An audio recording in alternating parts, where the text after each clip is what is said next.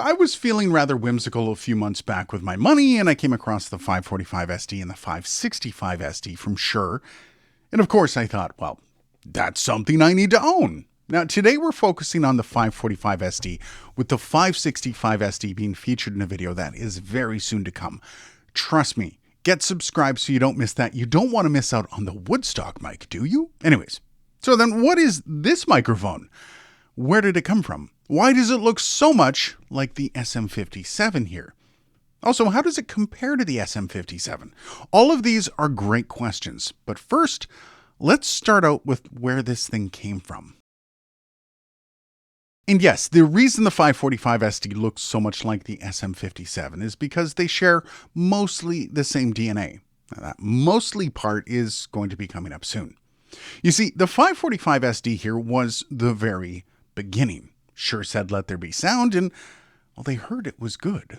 The original 545 was introduced in 1959, and it was a massive change to what microphones were historically viewed as, especially dynamic mics that were aimed at live performance. Now, Shure had already cornered the market with the already classic Shure Model 55, which at the time was already around 20 years old when the 545 came out. But there was also a need for more performance out of microphones, and the original Unidyne design, well, wasn't perfect. Also, due to pressures from media, there was also a push to get the microphone smaller and smaller without giving up on the quality of the sound, which led to the introduction of the Unidyne 2. So when the Unidyne 3 was developed, it allowed Shure to create one of the first ever end-address dynamic handheld mics, the 545. And that end-address thing ended up being rather impactful through the 60s, especially as live music was getting louder. You see, the biggest bonus to this design is that it improved the gain before feedback for these microphones. Now, what that means is it's how loud you can turn this thing up before you start getting that nasty squeal of feedback. That was due to the much improved polar pattern. And as rock music was just getting louder and louder and louder, and PA systems were doing the same thing, having that better feedback protection was a very welcome change. And that alone helped with the market saturation that this thing went on to have. But the other big design improvement on this was the shock mounting. Remember, this was handheld, meaning there had to be some sort of design that allowed for fumbling hands on stage. And while the term groundbreaking is literally used by every marketing guru and company these days, that's one word that can comfortably sit on Shure's shoulders for this microphone. It became literally the design for all other handheld and instrument mics to copy over the next several decades, and quite honestly, hasn't really changed.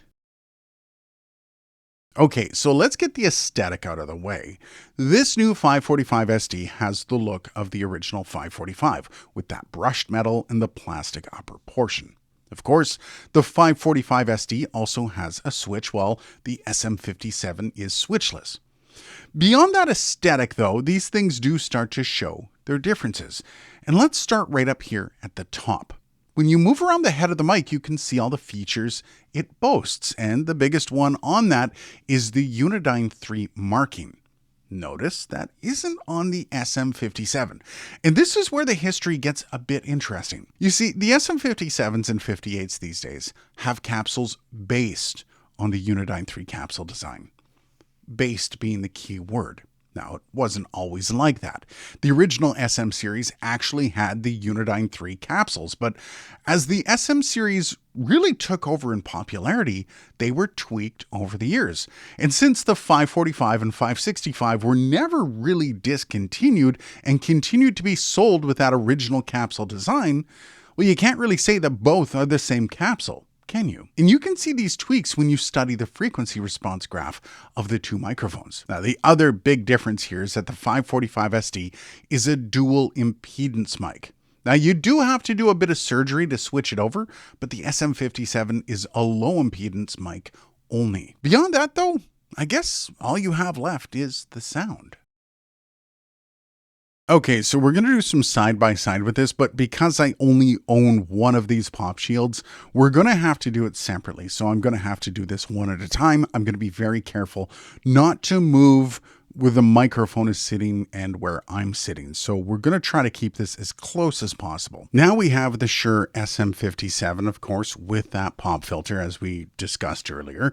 And this is what it sounds like. Again, we're going back and forth with the 545 SD. Anyways, this is the Shure 545 SD. Of course, it does have that mic filter on it because I'm a very poppy person.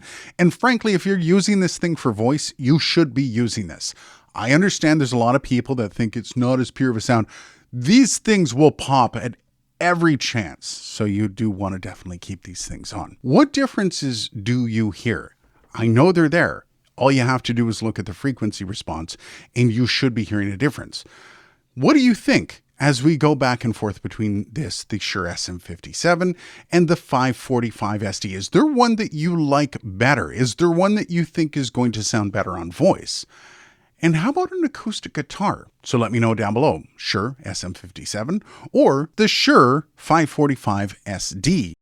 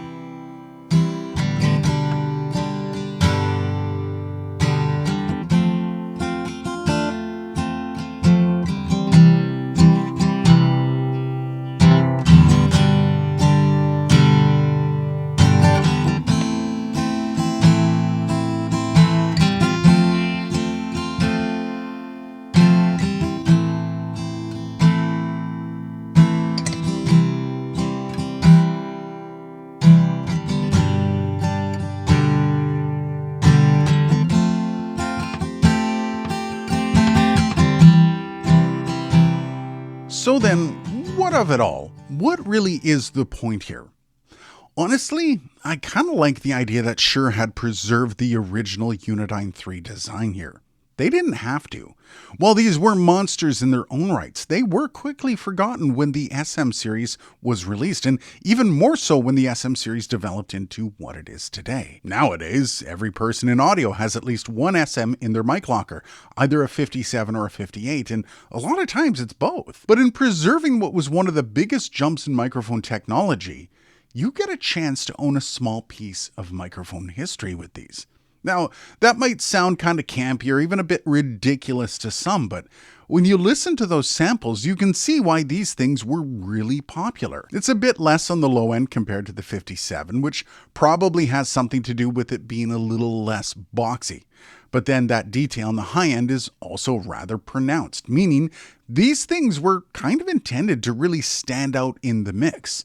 And considering these things got their start around the same time that guitar rock really started taking off, they were poised to really embrace that much louder sound while still preserving it, and offered something very usable even if you didn't have a front-of-house sound engineer. So going back to that idea of owning a piece of sound history, yeah, I kind of like that. I don't really think there's any reason to buy one of these over the other, but if you already have a cabinet full of 57s and 58s, I mean, it's never a bad idea to expand your sound profile just a bit. Not to mention, these things do look pretty sharp. And again, don't miss that upcoming video on the Woodstock mic, as it's called, the predecessor to the SM58. Cheers, guys, and thanks for watching.